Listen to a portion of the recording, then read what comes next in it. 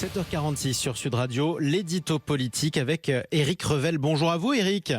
Bonjour Jean-Marie, bonjour à tous. Et bonne rentrée à vous sur Merci. Sud Radio. Emmanuel Macron continue ses consultations avec ceux, dit-il, qui, je cite, veulent œuvrer pour l'intérêt supérieur du pays. Comment sortir de l'impasse, Éric Revel ?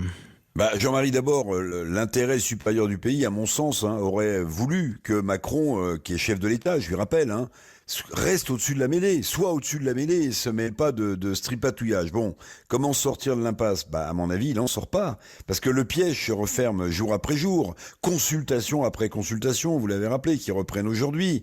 Après une dissolution, on s'en souvient, en forme de fiasco. En fait, Macron a rajouté à la crise politique en refusant un gouvernement nouveau Front Populaire sans ministre et les filles. Parce que pourquoi ? L'esprit républicain aurait pourtant voulu quand même qu'un tel gouvernement voie le jour, même s'il aurait été rapidement censuré. L'esprit républicain aurait voulu que le chef de l'État, au-dessus de la mêlée, je le répète, respecte le verdict des urnes. Maintenant, on assiste aussi à un autre problème. Le PS qui se déchire entre les unionistes qui souhaitent continuer avec LFI et ceux qui souhaitent devenir les supplétifs d'une Macronie finissante et fracassée par les urnes. La vie politique française, Jean-Marie, est un champ de ruines en ce moment. Oui. La crise politique profonde et incertaine pour nos institutions s'installe.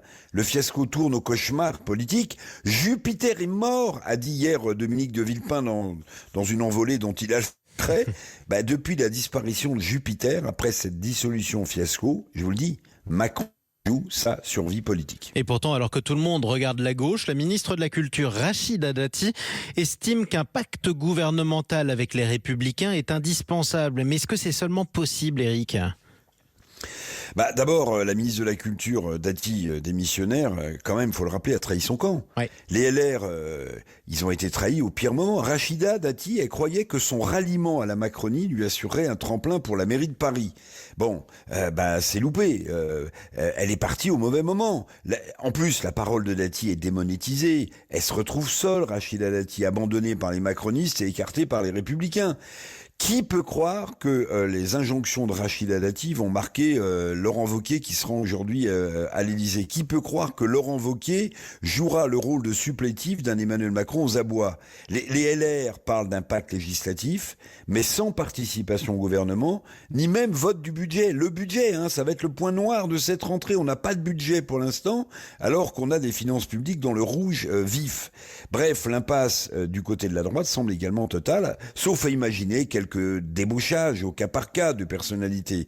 Mais Macron est au pied du mur. Macron qui a joué de la triangulation comme d'une arme politique pour imposer son en même temps, Macron est devant une figure géométrique sans solution. Ça s'appelle, Jean-Marie, ça s'appelle la quadrature du cercle. Exactement, l'impossibilité d'un gouvernement.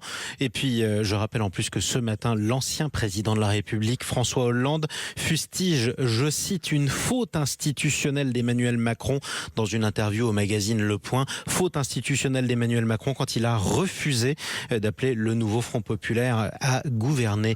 On en reparlera avec vous, mon cher Éric Revel, à partir de 8h15 sur Sud Radio et avec nos auditeurs 0826 300 300. Comment sortir de l'impasse ? Tiens, venez nous le dire, dites-le franchement au 0826 300 300. Tout de suite, on chante.